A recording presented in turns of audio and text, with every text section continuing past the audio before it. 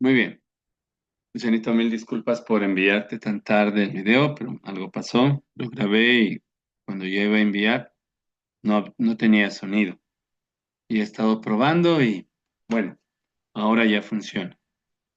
Bien, te compartí unas diapositivas en las que vas a ver algunas repetidas de acá y he añadido la información que está en el Classroom colocándola aquí en las diapositivas. Vamos a ir de a poquito, ¿de acuerdo? Vamos a la siguiente diapositiva. Dice la siguiente. Muy buen día, día, Luciano. Te comparto lo siguiente. Tarea uno.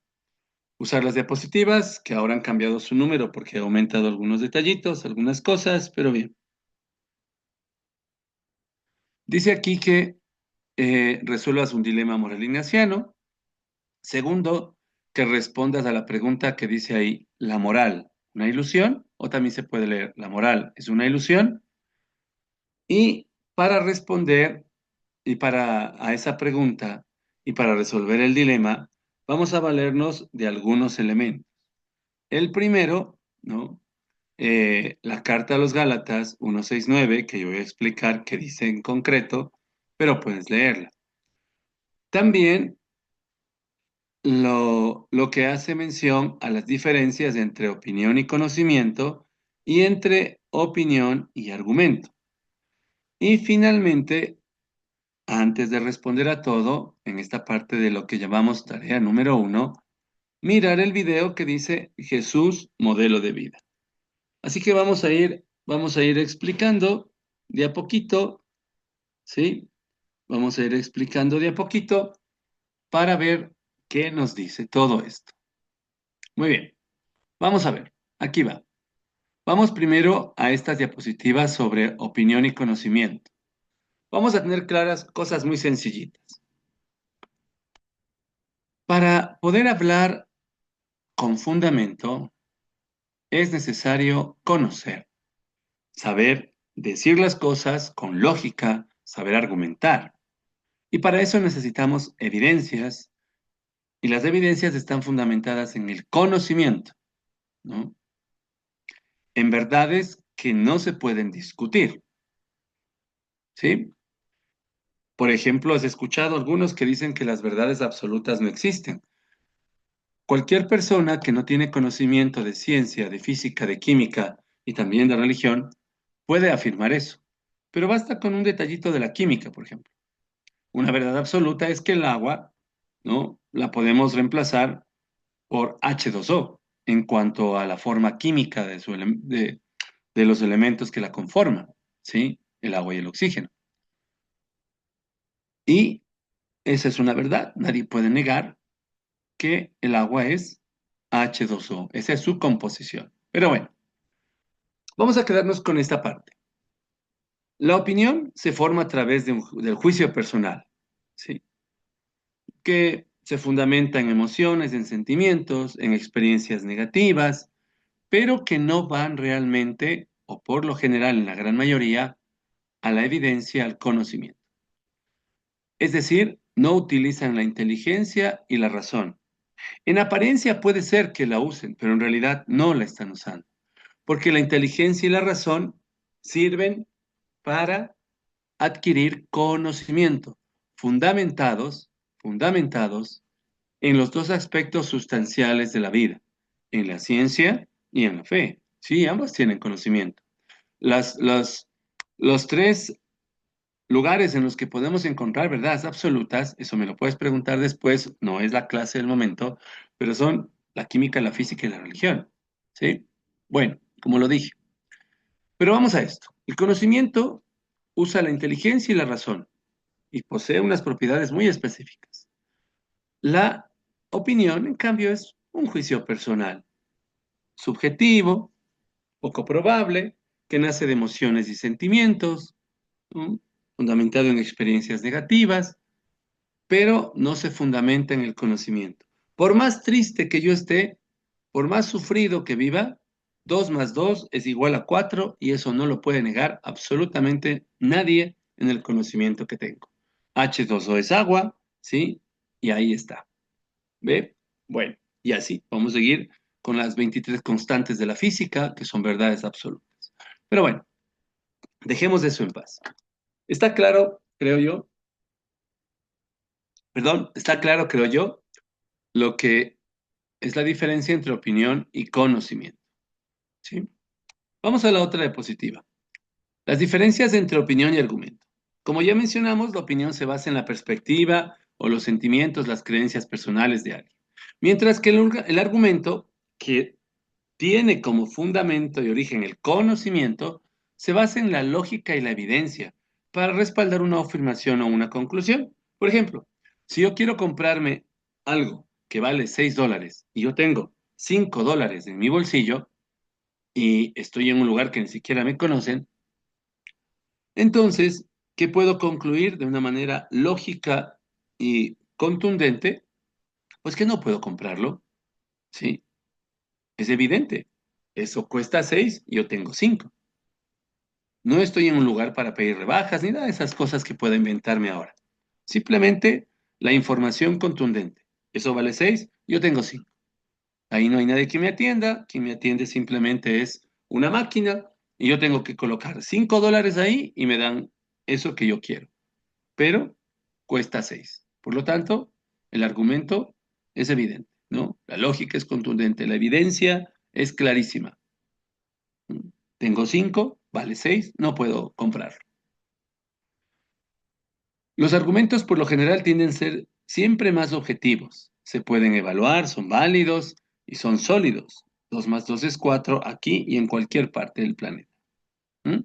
Entonces, teniendo claro lo que es la opinión, lo que es el argumento y lo que es el conocimiento, podemos regresarnos a la diapositiva anterior y tratar, o mejor dicho, responder a la pregunta: ¿la moral es una ilusión? Si no sé lo que es la moral, puedo investigar. Y si no sé lo que es ilusión, pues también para poder responder esa pregunta. Pero recuerda que esto está en el orden de la formación cristiana, ¿no? ¿Sí?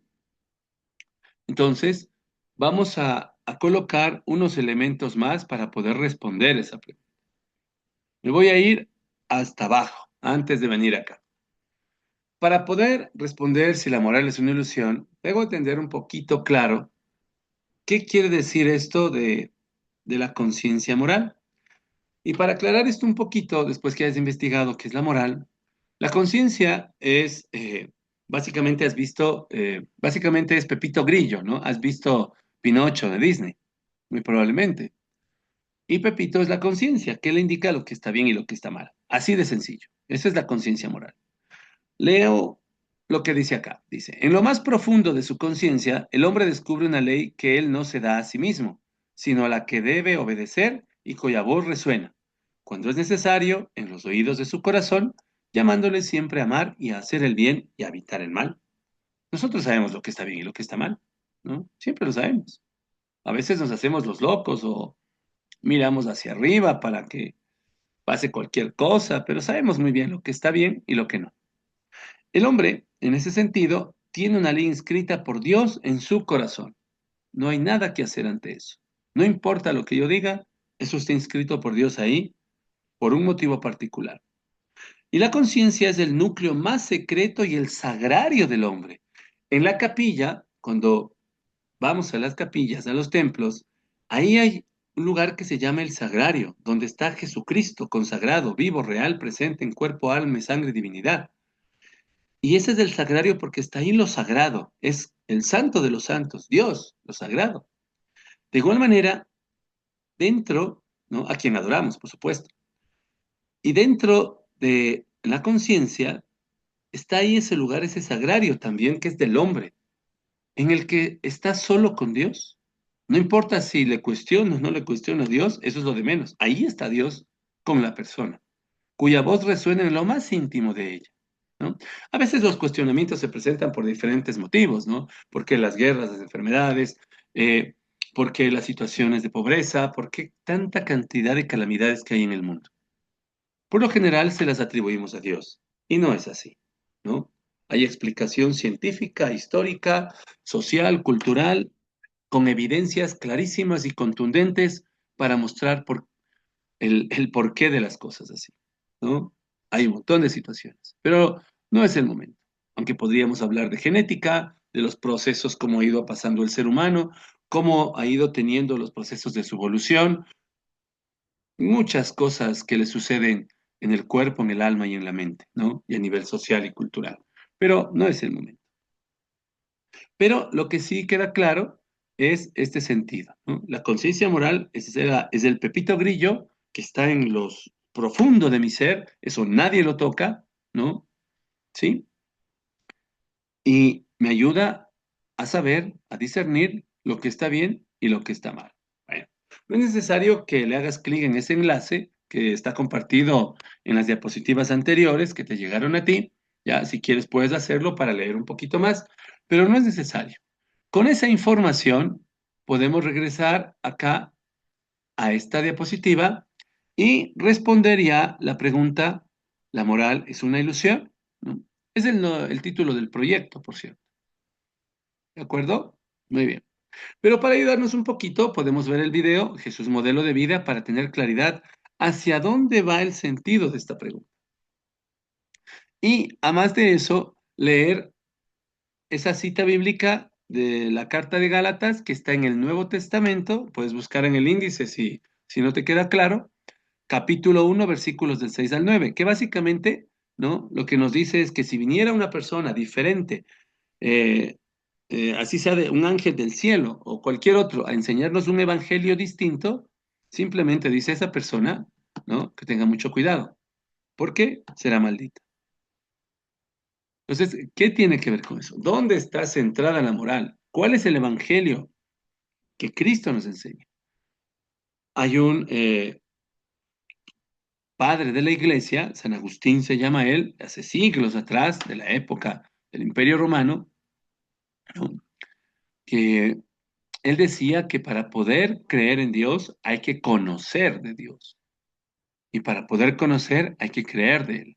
Porque a veces nuestras opiniones, nuestras emociones, sentimientos, ¿no? Nuestras faltas de afecto, no nos sentimos amados por Dios, cosas de esas, o por las personas, hace que nosotros tengamos opiniones, ¿no? Que simplemente son eso, solo opiniones. A pesar de que nosotros podamos mostrar experiencias, evidencias, pero no están fundamentadas en el conocimiento de Dios, sino simplemente en mi subjetividad. Entonces, con estos detallitos y el video de Jesús Modelo de Vida, te invito a que respondas a la pregunta, ¿la moral es una ilusión? ¿Sí? Es la primera partecita a resolver. Luego, dice que voy a resolver un dilema moral ignaciano. ¿Cuál es el dilema? Está acá. Uy, disculpa, ahí está. Por cierto, si quieres, puedes leer también esta partecita antes de responder a la pregunta anterior de la moralidad de los actos humanos. Esto está tomado del Catecismo de la Iglesia Católica, donde está la doctrina fuerte y segura, ¿no? Para que no nos andemos con opiniones, sino que conozcamos de verdad lo que nos dice la Santa Madre Iglesia. La vida en Cristo. Ahí hay una frasecita que me gusta siempre decir y que vamos a poner, por ejemplo, a los manifestantes de ahora, ¿no? Eh, tal vez tienen una buena intención, podemos decir que sí, otros que no, pero digamos que sí tienen una buena intención, pero producen daños a bienes públicos, a bienes privados y están haciendo daño a muchísima más gente por lo que ellos quieren protestar y manifestar, ¿no?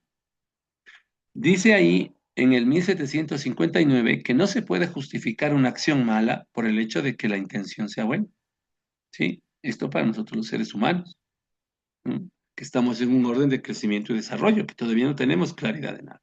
Pero bueno, sí, sí que mira, más abajito en la última línea dice, no está permitido hacer un mal para obtener un bien, destruir los bienes públicos, destruir los bienes privados, evitar que la gente trabaje, que obtenga sus beneficios económicos para que pueda comprar la comidita, que es lo que está sucediendo ahora en algunos lugares del país, ¿no? Ahí está la respuesta. Muy bien, pero vamos ahora al dilema. Del lado izquierdo tienes ahí en un gráfico el dilema. ¿Qué es un dilema? Puedes detenerte a leer un poquito más. Es un conflicto de valores. Es decir, no importa la decisión que tomes, siempre va a haber alguien afectado. Aquí, este es un ejercicio solamente para resolverlo. No vamos ahora a entrar a profundidades mayores de por qué tiene que haber eso, porque en la vida sucede. Ya entraremos más adelante en estos detalles. Por ahora, ¿cómo se resuelve este dilema moral? Y hay que explicarlo, ¿no? ¿Por qué resolvió así? Aquí, fíjate bien, esta es la cuestión. No hay que aumentar ni quitar absolutamente nada. No hay que inventarse, no hay que añadir, nada, nada. Tal cual. Hay que responder a algo muy concreto que ya lo voy a decir. Hay un tren cargado de gente, ¿no? Y ahí está una persona que es un papá. Ponte tú si quieres ahí de papá. Muy bien, ¿no? Sin aumentar nada, absolutamente nada. Exacto como lo digo. El papá tiene que tomar una decisión. Ahí tiene la palanquita. ¿Por dónde va a dejar pasar el tren?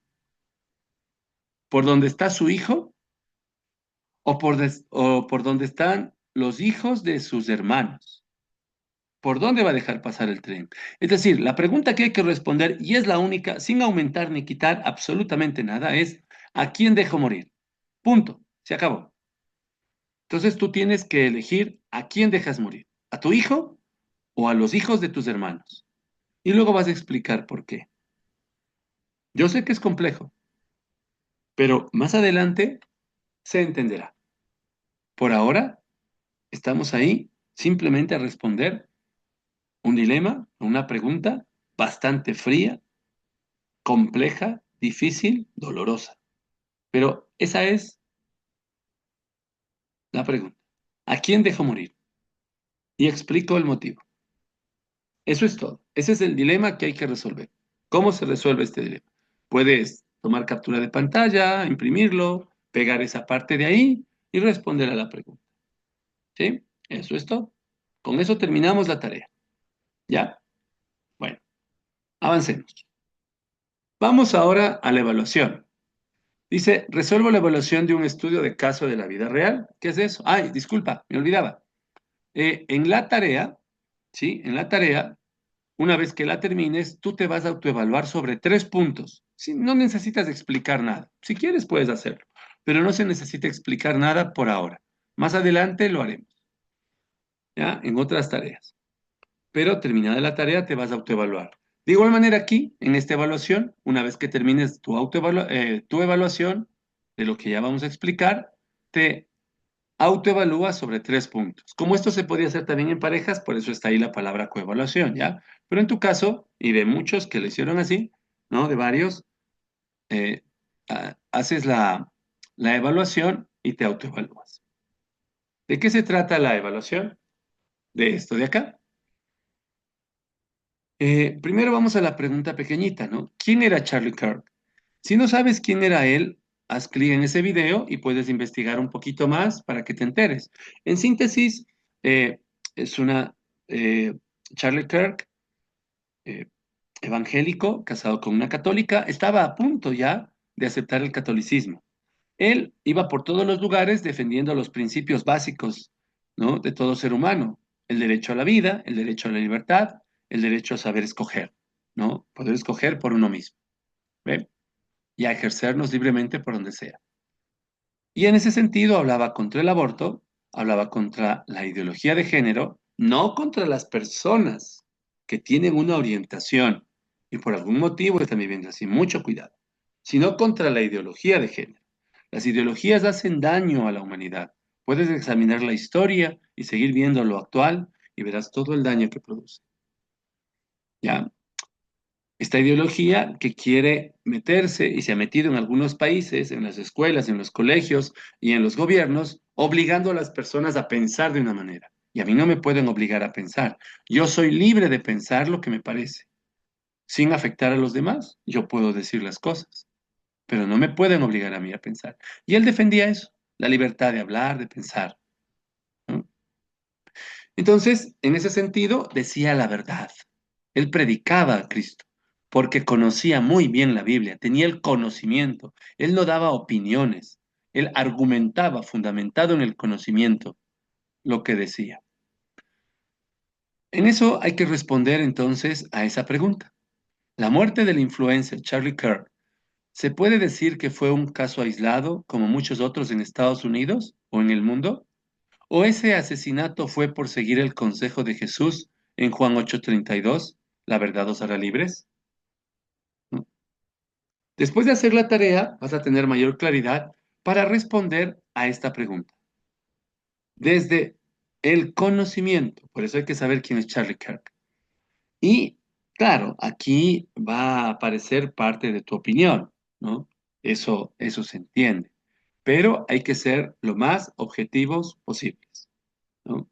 Y en este sentido, quiero mencionar algo que en el primer video había dicho, pero que no salió nada, eh, nada de audio. En Dios hay tres voluntades: la voluntad del querer, la voluntad el permitir y la voluntad del mandar. Con ejemplos sencillos. Dios quiere que seamos felices e inmortales. Adán y Eva estaban en el paraíso.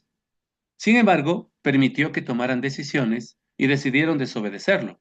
Y permitió que Adán y Eva sean mortales, es decir, puedan morir, e infelices, que tengan esfuerzos enormes, sufrimientos, dolores y tristezas, porque ellos lo quisieron.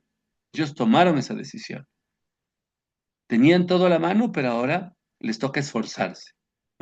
Desde ahí hay una evolución de acontecimientos a nivel biológico, moral, material, espiritual, una cantidad de cosas sociales, culturales, que pueden explicar con fundamentación, con conocimiento y con evidencia clara la pregunta al por qué las guerras, las enfermedades y muchas cosas que se suscitan.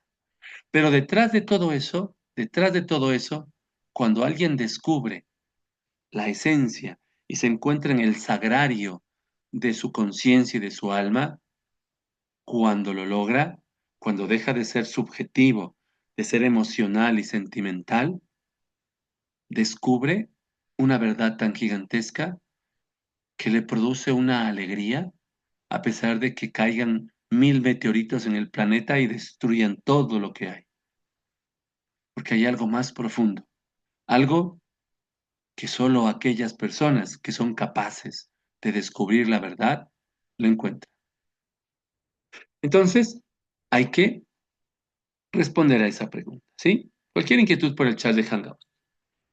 Finalmente, el comodín. ¿Qué es el comodín? No recuerdo si lo mencioné cuando estuviste en clase. Pero, ¿cómo hacemos las cosas para las calificaciones? Muy sencillo. Yo mando la tarea, en este caso la 1, haces tu evaluación número 1, hago un promedio de las dos y digamos que para el ejemplo, para entender bien la funcionalidad del comodín, ¿no? Digamos que en la tarea sacas 10, ¿no? Es solo un ejemplo. Y en la evaluación sacas 2. 10 más 2, ¿cuánto es? Exacto, 12. Dividido para 2, 6. Digamos, esa sería tu nota.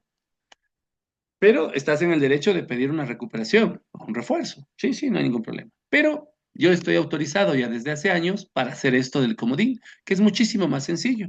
¿Qué se hace? Si tú haces un refuerzo, una recuperación, mis refuerzos o recuperaciones son bien difíciles. Eso te lo digo. No lo digo por poner miedo ni nada, porque son así. Nos han pedido que sean bien complicadas perdón, no complicadas, que sean bien exigentes los refuerzos y las recuperaciones cuando alguien lo pide y lo hacemos, porque tiene más tiempo para hacerlo. Por eso prefiero hacer esta cosa que es mucho más sencillita, que vale 2 puntos, ¿no? 2 puntos así muy sencillos para ganarse. Y ese comodín tú lo haces y se suma al promedio. 6 más 2, 8. Ya está. Si es que sacas 6, claro. ¿No? Es solo el ejemplo. ¿De acuerdo? Sí. En tu caso también yo califico tu participación. Y tu participación es la conexión que tuviste hoy conmigo, eh, la entrega a tiempo de las actividades. El tiempo quiere decir lo que tú te demores. ¿Sí? En ese sentido. ¿De acuerdo? Bueno.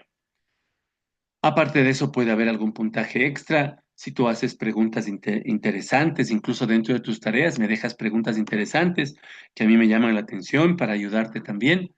O haces algo adicional de lo que yo estoy pidiendo, también considero eso y pongo puntos extra por eso y por participación. Y lo hago y califico. ¿Sí? Y te sumo eso. ¿De acuerdo? Y esos puntos extras yo mismo los coloco cuando hay necesidad. Muy bien. ¿De qué se trata este comodín? Bueno, Elige un tema de todas las diapositivas, ¿no? El que te llame la atención. Y luego haces la rutina color, símbolo, imagen. Si no la conoces, pues la consultas, por favor. Pero creo que la han hecho varias veces desde la escuela. Y luego, cuando finalices esta actividad, colocas una opinión. Sí, estoy pidiendo aquí una opinión, exacto, que responde a la pregunta, ¿cómo hice mi trabajo? Es una pregunta un poco extraña, ¿verdad? ¿Cómo hice mi trabajo? Vas a decir, ¿cómo lo hice? Pues de esta manera. Bueno, responde a la pregunta. La idea es ir a tu cerebro, a un lugar que se llama la corteza prefrontal. Está en el frente, como en la frente, ¿no? Donde está algo que se llama las funciones ejecutivas del cerebro. Ahí está la inteligencia, eh, cuando voy a discernir, cuando voy a hablar, cuando voy a tomar decisiones, cuando voy a rezar, muchas cosas, ¿no? Y se motivan por la luz, por el sonido y por el movimiento. Pero bueno, entonces, hacer este comodín, tomar un tema el que quieras, haces la rutina y luego respondes a la pregunta, ¿cómo hice mi trabajo? Y ya, ¿sí? Y con eso terminaría. ¿De acuerdo? Ahí está otra vez repetido, que es lo que te había enviado. Con eso terminamos. Eh, Cualquier inquietud por el chat de Hangouts y cuando termines tus tareas, me las envías, por favor, por, por el correo institucional, ¿de acuerdo? Pero si tienes alguna inquietud, puedes hacerla el día de mañana, el domingo, no tengo ningún problema, ¿sí? Lo que sí quiero informarte es que el día lunes voy a publicar en el Classroom la hoja de Excel de notas. Si es que tú te demoras un poquito más en entregarme, hasta el lunes o el martes, como sea, pues no aparecerá evidentemente ahí tu calificación. Pero si me entregas hasta el domingo, ¿no? Yo pues ya colocaré tu calificación. Ahí tal vez veas otro tipo de calificaciones de los estudiantes. No te preocupes, yo estoy eh, sintetizando las cosas para que tú puedas desarrollar lo que corresponde, lo más esencial, ¿sí? Cualquier otra cuestión, si las ves publicadas en el Classroom, puedes preguntar a través de tu papi o de tu mami, ¿ya? Eh, Quien maneja el correo institucional, para aclararte si deseas hacer algo adicional de ahí, tú simplemente me dices, ¿de acuerdo? Bueno, un abrazo, saludos a tu papi y a tu mami, un abrazo a tu añita también, ¿ya? Cuídate mucho, que Dios te bendiga.